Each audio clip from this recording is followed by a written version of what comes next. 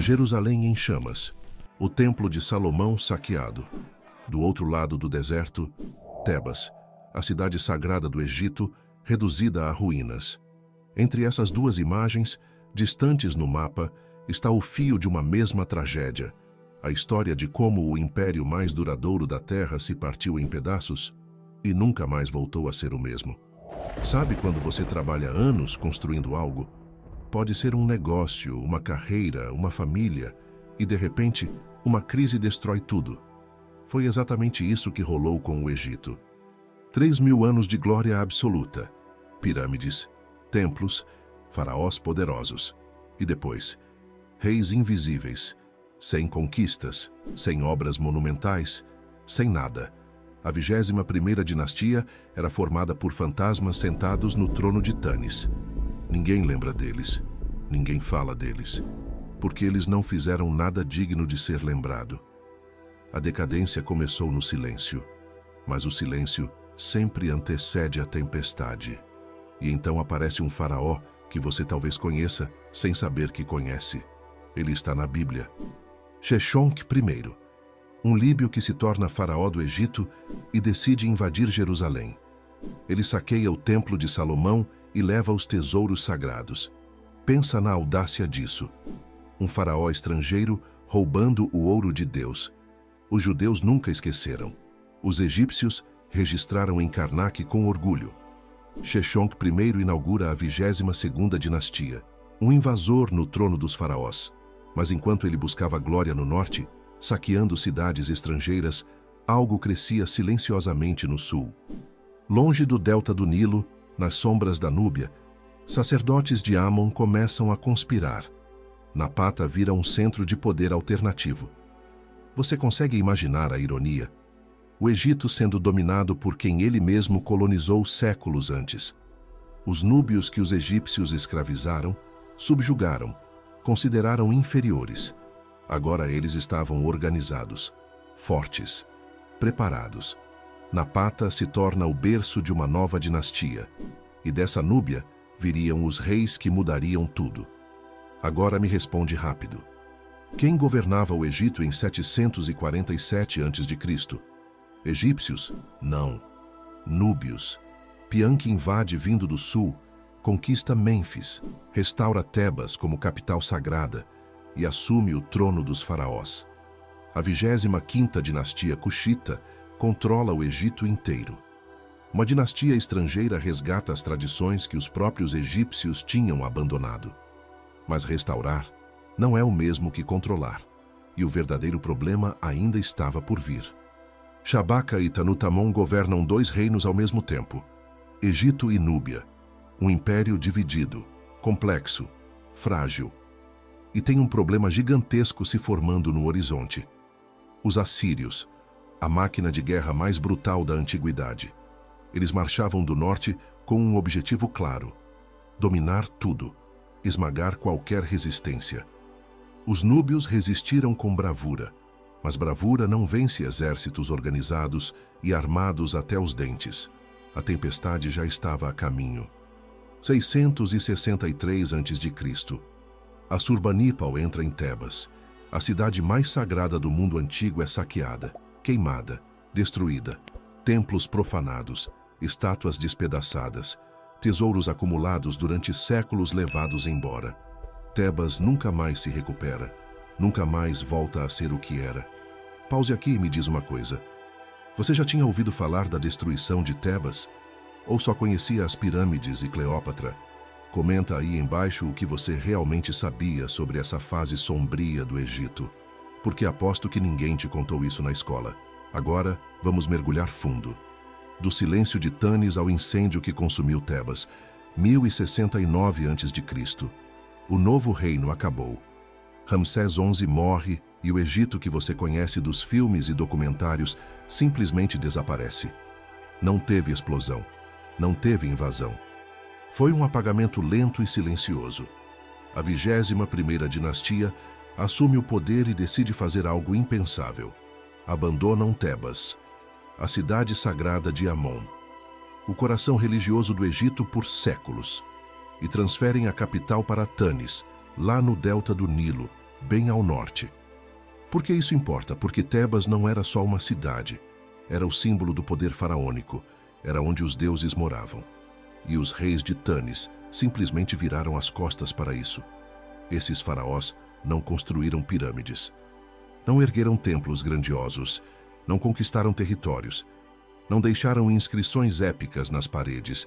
Eles existiram e pronto. Ismendes, Psusenes, Amenemope, nomes que ninguém lembra, fantasmas históricos. Enquanto isso, no sul, os sacerdotes de Amon controlavam Tebas como se fossem reis independentes. O Egito já não era mais uno. Era dois países fingindo ser um. Pensa na ironia. O Egito, que dominou o mundo conhecido por 3.000 anos, agora tinha reis que mal conseguiam controlar o próprio território. O poder estava fragmentado. A autoridade central desapareceu. E sabe o que acontece quando existe um vazio de poder? Alguém sempre aparece para preencher. E no caso do Egito, esse alguém veio de fora. Mas não veio conquistando com violência. Veio sorrateiramente, como mercenário, como general, e quando ninguém percebeu, já estava sentado no trono. 945 a.C., um líbio chamado Sheshonq se torna faraó do Egito, não por direito divino, não por linhagem sagrada, mas porque ele era poderoso. Ele comandava tropas. E num Egito fraco e dividido, quem tem o exército manda. Sheshonq primeiro funda a 22ª dinastia. E ele não quer ser só mais um rei discreto como os de Tanis. Ele quer glória, quer que seu nome seja lembrado. Então ele faz algo que nenhum faraó tinha feito em décadas. Ele vai para a guerra. O alvo? Jerusalém. Sim, aquela Jerusalém, a cidade de Davi, de Salomão. Sheshonq invade o reino de Judá por volta de 925 a.C. E ele não vai só para conquistar território. Ele vai atrás dos tesouros. O templo de Salomão estava cheio de ouro-prata, objetos sagrados acumulados durante gerações. E Sheshonq leva tudo. Isso não é lenda. Está registrado na Bíblia. 1 Reis, capítulo 14. 2 Crônicas, capítulo 12. Os próprios judeus documentaram a humilhação. E Sheshonq também registrou. Nas paredes do templo de Karnak, ele mandou esculpir uma lista enorme de cidades conquistadas. Mais de 150 nomes. Um memorial de guerra para deixar claro que o Egito ainda era uma potência. Mas aqui vem o problema. Sheshonq estava olhando para fora, buscando glória em terras estrangeiras, saqueando templos, enchendo os cofres com ouro de outros povos. E enquanto ele fazia isso, enquanto o Egito inteiro celebrava essa vitória sobre Judá, algo estava crescendo silenciosamente no sul, longe dos olhos, longe do controle, na Pata, na Núbia, onde os sacerdotes de Amon tinham criado um centro de poder alternativo. E de lá viria uma dinastia que ninguém esperava. Uma dinastia que desafiaria tudo o que você acha que sabe sobre faraós. Enquanto o Egito oficial se dissolvia no norte, algo completamente inesperado estava acontecendo ao sul, na Pata. Uma cidade núbia que os egípcios tinham colonizado séculos atrás. Os sacerdotes de Amon, que tinham fugido ou sido exilados de Tebas, encontraram refúgio ali. E não ficaram parados. Eles reconstruíram templos, reinstauraram rituais, mantiveram viva a tradição religiosa que o norte estava abandonando. E aqui está a reviravolta. Esses sacerdotes não eram núbios, eram egípcios, mas eles estavam formando uma elite religiosa em território núbio, educando a nobreza local, ensinando os costumes faraônicos, preparando uma geração inteira de líderes núbios que se consideravam mais egípcios que os próprios egípcios. Pensa na ironia brutal disso. O Egito tinha dominado a Núbia por séculos, escravizado seu povo, roubado seu ouro, imposto sua cultura. E agora os núbios estavam absorvendo essa cultura tão profundamente que começaram a se ver como os verdadeiros guardiões das tradições egípcias. Napata virou um centro de poder alternativo. Um lugar onde a religião de Amon era levada a sério, onde os rituais antigos eram respeitados, onde a autoridade divina do faraó ainda significava alguma coisa. Enquanto isso, no Egito, Faraós líbios como Sheshonq estavam mais preocupados em saquear Jerusalém do que em manter as tradições sagradas. E sabe o que acontece quando você tem um vácuo espiritual e político num lugar e um centro de poder legítimo em outro? Alguém cruza a fronteira. Alguém decide que chegou a hora de restaurar a ordem. Se você está percebendo como a história do Egito é muito mais complexa do que te ensinaram na escola, deixa um super thanks para fortalecer esse trabalho. E se não puder contribuir agora, só de compartilhar esse vídeo, você já está espalhando o conhecimento verdadeiro. Vai fazer isso por mim. E desses sacerdotes dessa Napata esquecida pelos livros de história, surgiria uma dinastia completamente inesperada. Uma dinastia cuxita, núbia no comando do Egito. 747 a.C. Um rei núbio chamado Pianki olha para o norte e vê o caos. O Egito estava dividido em pequenos reinos, chefes locais brigando entre si. Ninguém respeitando Tebas, ninguém respeitando Amon. E Pianki, que tinha sido criado dentro dessa tradição religiosa em Napata, decide que chegou a hora de agir. Ele não vem como invasor bárbaro, ele vem como libertador, como restaurador. Pianki cruza a fronteira com seu exército e vai conquistando cidade por cidade. Ele não destrói, ele negocia, convence, demonstra que é o verdadeiro seguidor de Amon, que ele representa a legitimidade que o Egito perdeu. E funciona. Pianki chega em Mênfis, a antiga capital, domina a cidade e então faz algo simbólico e poderoso. Ele vai até Tebas e restaura a cidade como o centro religioso do Egito. Os templos de Karnak voltam a ser o coração espiritual do reino. Os sacerdotes de Amon recuperam sua autoridade. E Pianki se proclama faraó legítimo, não um usurpador, mas o verdadeiro herdeiro da tradição. Ele deixou uma estela gigantesca contando essa história. A estela da vitória de Pianki. Ela está no Museu do Cairo até hoje. E é um dos textos mais fascinantes do Egito Antigo, porque Pianki não se vangloria de massacres. Ele se vangloria de ter restaurado a ordem divina, de ter trazido de volta a glória de Tebas. A 25ª dinastia estava inaugurada, faraós núbios governando o Egito. E pela primeira vez em séculos, parecia que a unidade tinha voltado, que a tradição tinha sido resgatada, que o Egito ia ser grande de novo. Mas restaurar a glória não significava controlar o destino. Porque enquanto Pianki celebrava sua vitória, um império muito mais poderoso estava crescendo no leste.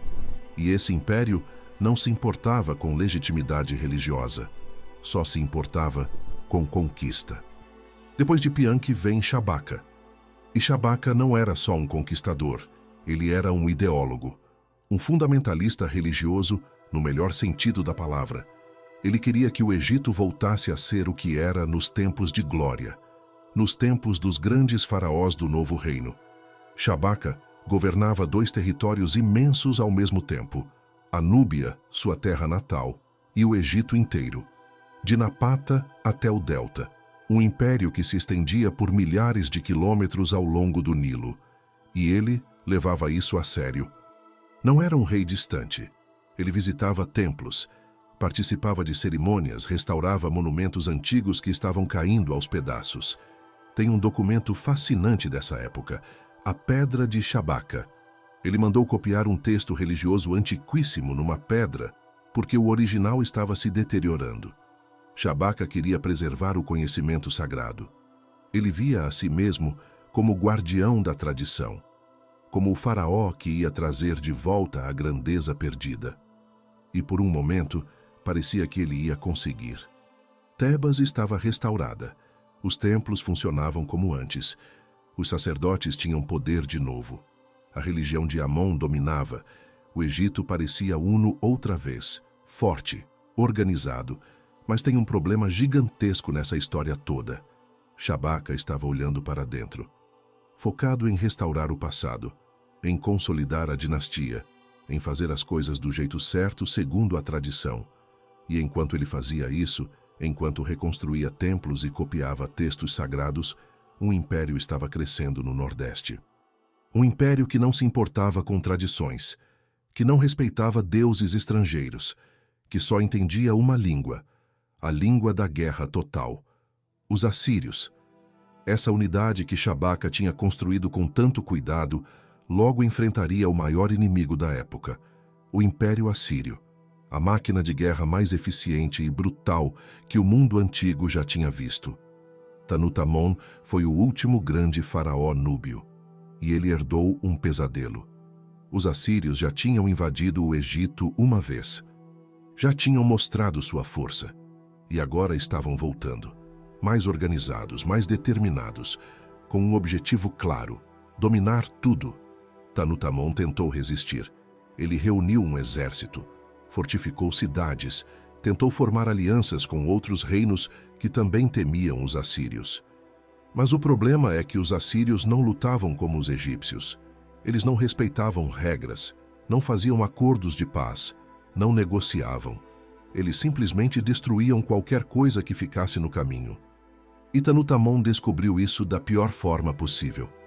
Ele conseguiu algumas vitórias iniciais, recuperou territórios no delta, expulsou alguns governantes locais que tinham se aliado aos assírios. Por um breve momento, pareceu que a resistência ia funcionar, que o Egito ia conseguir manter sua independência. Mas então veio a resposta assíria. E não foi uma resposta diplomática, foi uma campanha de vingança, liderada pelo próprio rei assírio, Assurbanipal, um dos conquistadores mais implacáveis da história antiga. Ele não queria só derrotar Tanutamon, ele queria mandar uma mensagem, queria mostrar o que acontecia com quem desafiava a Assíria, e o alvo escolhido para essa mensagem foi a cidade mais sagrada do Egito. A cidade que Pianki tinha restaurado, que Shabaka tinha protegido, que representava tudo o que a dinastia núbia tentava preservar: Tebas. E em 663 a.C., o destino de Tebas seria selado para sempre. 663 a.C. Assurbanipal entra em Tebas com suas tropas, e o que acontece em seguida é uma das tragédias mais brutais da história antiga. Uma cidade que tinha resistido por mais de 1.500 anos, que tinha sobrevivido a invasões, a guerras civis, a mudanças de dinastias. Uma cidade que era considerada intocável porque era sagrada. Tebas cai em questão de dias. Os assírios não vieram para conquistar, vieram para destruir, para humilhar, para apagar. Eles saquearam os templos. Karnak, que era o maior complexo religioso do mundo antigo, foi profanado. Estátuas de deuses foram derrubadas. Obeliscos foram quebrados. Os tesouros acumulados durante séculos, o ouro das oferendas, as joias sagradas, tudo foi levado para a Assíria. Documentos foram queimados. Bibliotecas inteiras viraram cinza. E a população? Massacrada ou escravizada. Tebas tinha centenas de milhares de habitantes. Depois do saque, virou uma cidade fantasma. O profeta Naum, na Bíblia, usou a destruição de Tebas como exemplo de como até as maiores cidades podem cair. Ele escreve: "Você é melhor que Tebas, Tebas que ficava junto ao Nilo, cercada de águas. Mas ela foi levada para o exílio. Seus bebês foram despedaçados nas esquinas. Seus nobres foram acorrentados. Tebas nunca se recuperou. Nunca mais voltou a ser o centro do Egito. Nunca mais foi a cidade sagrada de Amon. Ela sobreviveu como ruína, como lembrança do que tinha sido.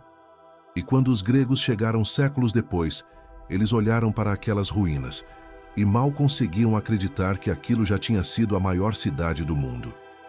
E com esse saque, a dinastia núbia começa seu fim. Tanutamon foge de volta para a Núbia. A 25ª dinastia perde o controle do Egito e nunca mais volta. Manda esse vídeo agora para aquela pessoa que acha que o Egito caiu sozinho, por decadência interna. A verdade é que invasões estrangeiras foram decisivas. Compartilha aí. Depois da queda de Tebas, os núbios se retiraram. Não de uma vez, não numa fuga desesperada, mas aos poucos, perdendo território, perdendo influência, até que finalmente recuaram para Napata, de onde tinham vindo décadas antes. A 25ª dinastia tecnicamente continuou existindo, mas só na Núbia. Eles governaram Cuxi por mais séculos. Construíram pirâmides em Meroé. Mantiveram a cultura que tinham absorvido do Egito. Mas o sonho de unir Núbia e Egito num único império tinha acabado. Os assírios tinham deixado isso muito claro. E no vácuo deixado pelos núbios, surge uma nova dinastia egípcia, a 26ª dinastia, governando de Sais, uma cidade no delta. Esses eram egípcios nativos, não invasores, não estrangeiros, e eles tentaram restaurar a independência do Egito, reconquistar territórios, reerguer a economia. Psamético I foi o fundador dessa dinastia, e ele era esperto. Ele entendeu que o Egito não tinha mais força militar para enfrentar impérios como a Assíria sozinho. Então ele contratou mercenários, gregos, cários, soldados profissionais de outros lugares, e com eles conseguiu expulsar os assírios do Egito.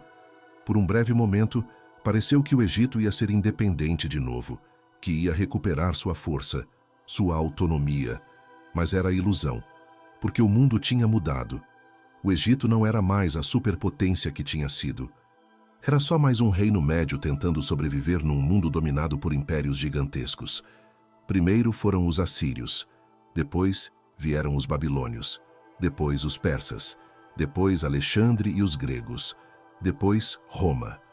O Egito nunca mais seria o mesmo, sempre sob sombra estrangeira, sempre dependente de alianças, sempre vulnerável. Então é isso, da descrição dos reis fantasmas de Tanis ao saque brutal de Sheshonq em Jerusalém. Da dinastia núbia que tentou restaurar a glória perdida, à destruição total de Tebas pelos assírios. O declínio do Egito não foi um acidente, não foi uma decadência natural. Foi resultado de choques internos e externos, de fragmentação política, de invasões estrangeiras, de guerras que ninguém te contou na escola. Porque vamos ser honestos, o Egito que você conhece dos livros é uma fração da verdade. Te ensinaram sobre as pirâmides, sobre Tutankhamon, sobre Cleópatra. Mas ninguém fala dos séculos de caos, das dinastias estrangeiras, dos saques, dos massacres, da queda brutal e sangrenta de Tebas. Ninguém fala que o Egito foi governado por líbios, por núbios, por persas, por gregos, por romanos, que a civilização mais poderosa da antiguidade passou os últimos séculos da sua existência sendo dominada por estrangeiros, que Tebas, a cidade mais sagrada do mundo antigo, virou ruína depois que os assírios passaram por lá. E sabe por que ninguém fala? Porque a narrativa da decadência pacífica é mais confortável. É mais fácil dizer que o Egito simplesmente envelheceu, que perdeu força naturalmente, do que admitir que ele foi espancado, saqueado, queimado, que sua queda foi violenta e humilhante. Mas agora você sabe a verdade. Você viu o que realmente aconteceu, do silêncio de Tanis ao incêndio de Tebas, dos faraós invisíveis aos invasores núbios, da resistência heróica ao massacre final. Se você chegou até aqui, escreve nos comentários: eu descobri como o Egito caiu. E se esse conteúdo mudou sua visão de história, deixa um super thanks ou compartilha. Você não imagina como isso fortalece nosso trabalho. Cada compartilhamento leva essa verdade para mais gente. Cada comentário mostra que vale a pena continuar contando essas histórias que ninguém mais conta. E olha, isso aqui é só o começo. Tem muito mais mistério, muito mais reviravolta esperando por você nos próximos vídeos. Fica de olho.